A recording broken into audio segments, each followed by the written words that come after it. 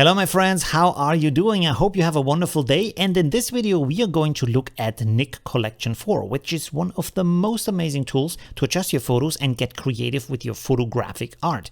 My name is Olivio, I'm a professional designer, and I want to thank all of my patrons who support me and make these videos possible. Also, as a patron supporter, today you get bonus content, an extra video where I go deeper into these plugins and show you some tricks that I'm using. So let's get started here. What is NIK Collection? This is what I want to clarify with this video. It's a collection of 9 different plugins, and you can use this in Affinity Photo as a plugin, as you can see here, but you can also use it externally as standalone software. Now, as you can see here, these are these plugins as follows: Analog Effects Pro 2, Viveza 3, Silver Effects Pro 3, Color Effects Pro 4, Define 2, HDR Effects Pro 2, Perspective Effects, Sharpener Pro 3, Output Sharpener, and then also the same as a raw pre-sharpener. So pretty amazing stuff here. Like I said, you can use it in Affinity Photo, but sometimes Affinity Photo gets unstable when using that. It can crash while you adjust your images, so I rather would suggest you use the NIK Collection as standalone software, and I'm going to show this right now. So we're going to start with Viveza 3, which is an amazingly powerful tool, and I want to load a picture right now. Now here is a little bit of a downside. This only accepts TIFF files or JPEG files. You can't open your RAW files right away, or at least I can't with my Sony a7 III. In Affinity Photo, on the other hand, you can open the RAW files directly and also use the plugin directly. So let's get started and open a picture. And by the way, this is not a tutorial where I show you how to use it. It's just a presentation to show you what the software can do. And the most powerful thing of Viveza 3 are the control points. So here on the right side, we have all these adjustments, and down here, as you can see, you can adjust control points. So let's click on that and then create a control point here. And you can see you can also make the control point bigger or smaller of the area of effect, but it's not just affecting anything in here. It's very selective based on your settings. So you can click here on this little icon and this will show you the mask. Now this selection looks rather rough, but look down here, we have color selectivity for luminance, so you can make a luminance mask. And you can see I can adjust this, so I have just that area of the building, but I also have a chrominance mask. Chrominance means that this is selected on a range of color, and you can see when I adjust this, this will go even more selective just on these areas of the building. So that is really amazing. You can make very complex and detailed masks with just 2 faders, just 2 sliders. Really, really beautiful. Let's hide the mask here and start adjusting. We scroll down here, you see we have the same adjustments, but now only applied to that point. So let's go here and have some more brightness on the side of the building. I want to have some more contrast. I want to have some more structure in here, and that's already pretty good. I hold my Alt key and move this over to the side of the building and make the area of effect a little bit smaller here, like so. That is good. I like that. Okay, beautiful. And just like that, we have a bright building. Now let's make some quick other adjustments. Let's go up here in the sky. I want to have this blue area here. So let's make the selection blue area, only the darker parts that are looking like the sky. I want to make this a little bit darker and have some more saturation, so get a beautiful blue sky, and then put this here and put this there. Then we are going to make another point over here in that area, because there you can see there's a little bit of orange here. I want to adjust that. So let's go here again, show me the mask, luminance, chrominance. Yeah, beautiful. Maybe actually keep this a little bit bigger and then adjust the luminance like that. Really beautiful. All right, let's give it some saturation. Let's give it some contrast. Bring down, let's see, structure. No, okay. Warmth, that is where we want to go. Yes, this is what we want to have, and some more red maybe, and then a little, maybe a hint of blue. That is beautiful. Now Alt and push it down here, and then again push it over here. Very nice. So you can see in a couple of seconds, we went from this picture to this picture. And when you take some more time, this is what I created as an end result. You can also download this in full resolution from Unsplash. I will link it under the video. Let's go to the next plugin. Now let's have a look at Analog Effects Pro 2. This is a plugin specifically designed to simulate different classic analog cameras. So when you click on that area up here, this gives you a pop-down menu and you have these sections here. Classic camera, black and white, color cast, motion, wet plate, subtile bokeh, double exposure, toy camera, vintage camera, multi-lens and en vogue. But you can also apply individual filters over here on the left side, and you have a built-a-camera kit where you can create your very own camera looks. So for example, in the black and white section, as you can see here, this is simulating different black and white looks from different times, from different areas, and also from different mediums. So on the right side, for example, you can see you have some basic adjustments here like brightness and contrast, that's kind of stuff. But also what you have is, for example, dirt and scratches, where you can load different overlays that will give you these dirt elements on the picture. Like for example, this. As you can see, this changed and you have different dirt parts. You can also move the overlay around. So you can see this will have these kind of wet dripping spots on your picture. What you can also do is, for example, set up the lens vignette to make the darker around the picture, to adjust the circle shape, which is also nice. You can have these round corners for a more rectangle shape. You can also adjust the size here like a normal vignette, and you can easily move that around to different areas, which is also nice for analog photography, where you have maybe an uneven exposure of the paper that the photo was developed on, and so the vignette isn't completely sitting in the middle. So you can be very, very versatile. You can also select the film type. For example, here, different kinds of black and white. So like, for example, this more blue or this reddish look, this kind of sepia looks. There is a lot of different possibilities in here. And this is just black and white. You can also, for example, go with classic cameras like this. As you can see here on the left side, you have different looks in these presets, and you can also save your own presets. That is very, very amazing. So for example, when I click on this, it is loading this kind of vintage look. So that is pretty amazing. As you can see, in a very short time, you can create really cool variations and have them simulated on classic looks of cameras, how they would have looked in that time. And this is also the big power of NIK Collection, to make your pictures look more vintage, to make them look more organic and have a really nice, warm, soft feel to them, and just have this like artistic expression. I really, really enjoy these plugins. Let's go to the next plugin. Now let's look at Color Effects Pro 4, another favorite of mine. This is really amazing, but at the same time different from analog effects.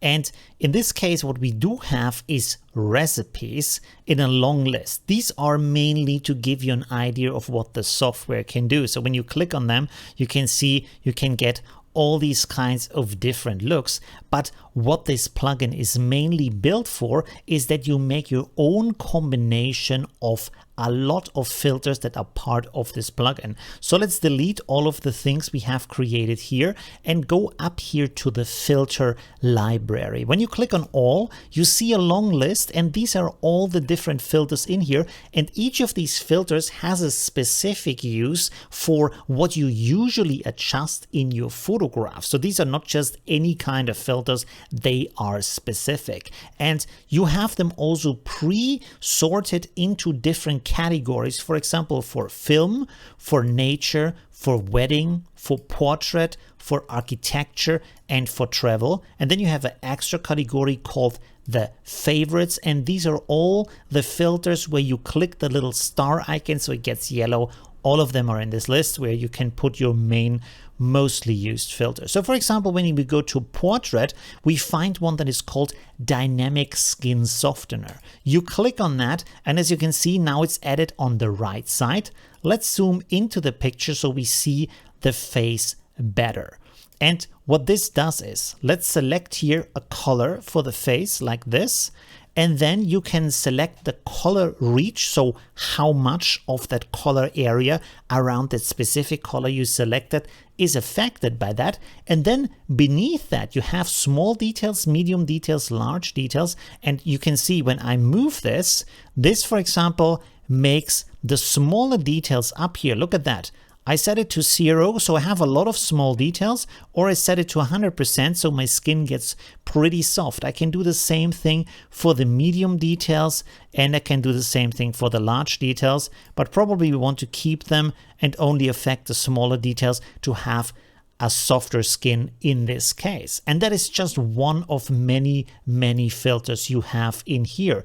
When, by the way, you want to add another filter, what you need to do is to click here on add filter, because if I now just select another filter, this will replace the one I have already added. So let's click here on add filter like this, and then I can select any of these other filters. And you can also, if you want to, select the same filter multiple times. So I can go again with dynamic skin softener, and you can see now I have 2 instances of that. So of course with dynamic skin softener this maybe might not make too much sense, but with other filters it might do so. So for example, what we have here is something called the photo stylizer, where you have a lot of different looks in here and you can apply the strength of that. So this already gives me a very nice vintage look, but you can also play around. You can see here just by going through these different presets. This is Varitone, for example.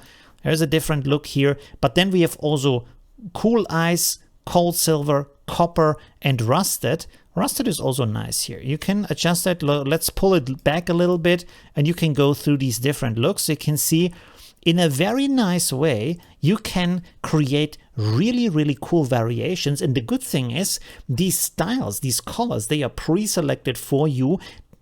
Again, simulated based on classic photography, on what artists have done in the past of classic photo looks. So this will give you really great colors without you having to think a lot about all the color harmony, the color theory, and have all that kind of experience, because the filters are set up for these kind of specific uses. And as you've seen, there's a lot of filters in here. Let's, for example, read through my favorites here. So we have brilliance and warmth, cross-processing, which is, by the way, also a nice one. Let's have a look at that. You can see here, this gives these other kinds of looks. That is very cool. And this again is another thing that you have from analog photography, is cross-processing. And let's see here. We have detail extracted, dynamic skin softener, film effects faded, modern, nostalgic, and vintage, all for film effects. What this does is when we go to the film effects, for example, let's go to modern, which by the way is also branded. I will turn off these 2 other adjustments that we had before.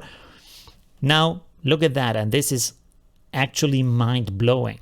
You have a list here of analog films. You see here from different brands: Agfa, Fuji, Lomo, and then what else? Fuji Chrome, Kodak Chrome. There's a lot of stuff in here that you can use to adjust your photos, and you can see that the image reacts to a simulation of how the negative film would have taken on these colors. The analog film would have taken on these colors. So that is pretty amazing. And as you can see, also they have different ISO values here. So the Fuji Superior 100 has, of course, a smaller grain than the 1600 ISO version. So when I zoom into that, you can see now we have a lot of simulated grain in here in our photo. And sometimes you might want to have this specific look. Or let's go, for example, here to a Fuji Chrome Provia 400F, and you can see here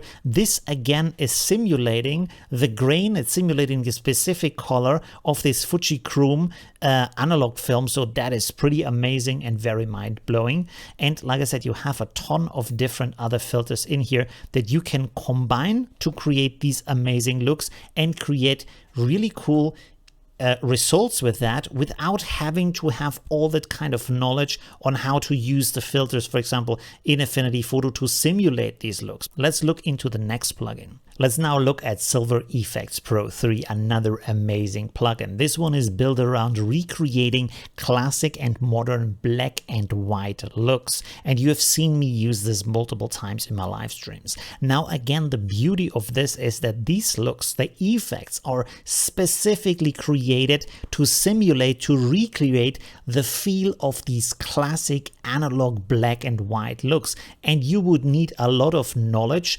both about the scientific background and the history of photography to recreate them with the native tools, for example, from Affinity Photo. So here, these presets, these looks, these effects are created for you, and all the sliders, all the adjustments are built specifically with that purpose, with that frame and idea in mind. So you can see here, for example, these are different kind of vintage looks in that case. This here is a very old school look. You can even see the bad quality of the exposure at that time of the lens, where it has more exposure in the middle and then it fades out to the sides where it's getting brighter, or all kinds of other looks here, like for example this one. You have also more modern black and white looks like this one here, or that kind of look where you also have this nice frame around it. This was fashionable at one point in, or several points actually, in black and white photography, where you would leave these white edges around them, sometimes even cut in a really nice shape. So you can see this is really beautiful and gives you very, very nice starting points. This is a more extreme look maybe, but you have some really cool stuff in here. And as you have seen before with that vintage look, you can have these frames, but you can also adjust them in a very amazing way. So when you look here on the right side, you see you have a lot of adjustment for the brightness, for contrast, for the structure of the image. There's a lot of things here. Tonality, protection is also in here. You can again set selective points to adjust different areas of the image in a different way. But when you go down here in the lower area, what you can also have, maybe we have to let's select another look here, like this one. So what you also have down here, that is pretty amazing. You have film types, and again, these are based on actual classic analog films. This time they are sorted by their ISO value. So they go from ISO 32 down to ISO 3200. And for example, when you look at ISO 400, you have films like Agfa, Braga, Fuji, Ilford, which is a brand that is, as far as I know, specifically about black and white films. All this really, really cool stuff here. When you go through that, you can see that this gives you very different results on what this would actually have looked like when you use that film. Here we have a black and white Polaroid film. I didn't even know this kind of thing exists. So you can select that, you can do your additional adjustments. And down here in the finishing adjustments, you have different kinds of toning. Again, they are preset up for you, so you don't have to know about the specific colors to use with this kind of color grading. You can just select one of those if you want to. And another thing, like I said, you have here these image borders, and there is 14 different types in here of image borders that you can select from. And like I said, you can also adjust them. So let's select, for example, this one here, and I can say what kind of size I want. So you can see I can make this really thin, and I can make this really thick if I want to have that. I can have a different kind of spread. So you can see this has a softer shadow, and this has a harder shadow because the frame basically is spreading further from the paper in this case. So let's have a softer here, and then you're going to also have the edge rougher or softer, or like not as rough. Maybe we don't see that too good here, but like with this one, for example, I go now, this is very rough as you can see, but if I go not as rough, I go rather clean, you can see that the edge is not as broken as before. So really, really beautiful effects here that you can create by just moving around sliders and see what kind of look you want to have, or by simply clicking on these presets and instantly having really beautiful variations of your photos in black and white. And another thing I want to point out here is you can get a lot of inspirations from that, because often you think, well, black and white photography is just photos without color. But then when you use these presets, you see these huge variations of what black and white can mean and what kind of different looks and effects and feelings you can get from that, artistic expressions. This is the beauty of NIK Collection, that it gives you such a cool insight into these different artistic ideas, into the different areas, epochs, cameras, all these kind of really beautiful things. Let's go to the next plugin. Let's look at perspective effects. This is also a really amazing tool because it is very easy to use. It also has an automatic mode that is pretty useful and often gets it right. But you can see here on the right side, you have a lot of adjustments where you can do everything on your own if you want to. And the most useful part here, the most intuitive part here, is this perspective area, where, as you can see, you have 4 different ways on how to do that. You can have a forced vertical perspective, you can have a forced horizontal perspective, you can have a forced rectangle perspective with 4 points, and you can have one with 8 points. Now for this picture, I photographed this building from the lower point of view, but I want to have it actually head on. So let's do that. You will see how easy that is. So I will use my rectangle here, and as you can see, I get these 4 points. Now when I move them, these turn into these little loop points where I have a really zoomed in preview, which makes it really easy to use. So I will go up here, and when I hold shift, you can see the movement of my mouse gets a lot slower, so I can be very precise with that. So I'm gonna use this point up here, then I'm going to go down here and use this point down here. Then we want to go over here in that area and use this point here, and over here in that area and use this point here. And just like that, we have selected our rectangle, and we click on preview, and you can see this now shows you what it would look like. It also shows you where the old picture is going. So let's click on apply, and this will also be automatically cropped for us. And just like that, we turned a photo that has been photographed from the normal street level upwards into a shot that shows the building as if it was shown head on, shot right from the same level onto the building. That is really amazing. Let's look at HDR Effects Pro 2. And to be honest, I'm personally not really taking many HDR photos, but just to explain to you what that is. In your camera, you can find a function that is called bracketing. And what that does is it takes 3 photos of the same scene, and it will underexpose one of them, normally expose one of them, and overexpose one of them. The reason why you want to do that is if you are in a situation where you want to photograph something that has a very difficult light setup, where some things are, for example, in bright sunlight and others are in shadow. So here I have a test picture for that. You can see 3 photos. I click here and open, and this is something you cannot do in Affinity Photo with this specific plugin. You have to go standalone because you are not able to load these 3 pictures. Now, as you can see, the NIK Collection plugin puts them in series as they should be. On the right side, you can have some adjustments, for example, to align them automatically, to remove ghosting, which is where when something moved, for example, in the scene, you would have a ghost version of that image. This is removed as good as possible. And then you can also reduce chromatic aberration in here. Now, when you have done that, click on Create HDR, and this will do some calculation. And then afterwards, you can apply a lot of adjustments to the picture in total, and then also with control points to selective areas of the photo. So let's wait a little bit, and we can also see here already on the left side, now it has loaded, we have a lot of presets again. In this case, 40 different presets. They are again sorted into areas like realistic, architecture, landscape, artistic, and surreal, also en vogue.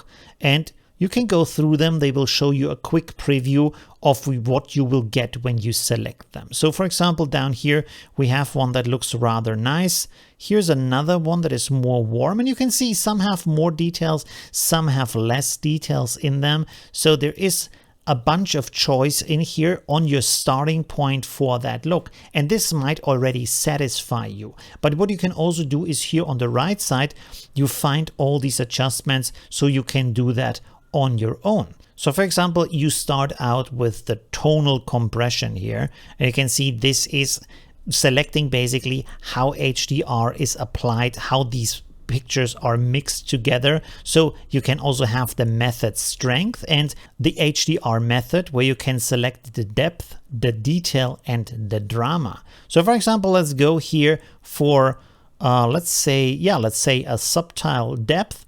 Then for realistic, oh, that is too much. Let's go here to accentuated. And then for drama, let's see.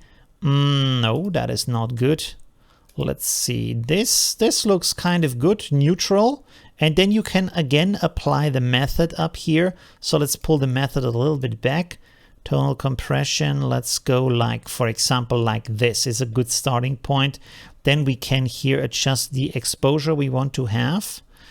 For the shadow area, for the highlight area, you can set it separately. And you have a lot of other adjustments here. For example, you can have color, of course, with the saturation. You have the temperature. We can warm this up a little bit. And you can see this is completely different from our starting picture, where this shadow was completely black and we didn't really see anything. We can also set up a vignette, which is very nice. As you know, I'm a huge fan of vignettes. You can have the shape of it. You can have the size of it. So let's make this a little bit smaller. You can see now it's just on the edges up here. So this can give you very nice looks. Like I said, I'm not really much of a HDR photographer, so I wish I could tell you more about this, but I can't. But this is basically how that functions. Let's look at the next plugin.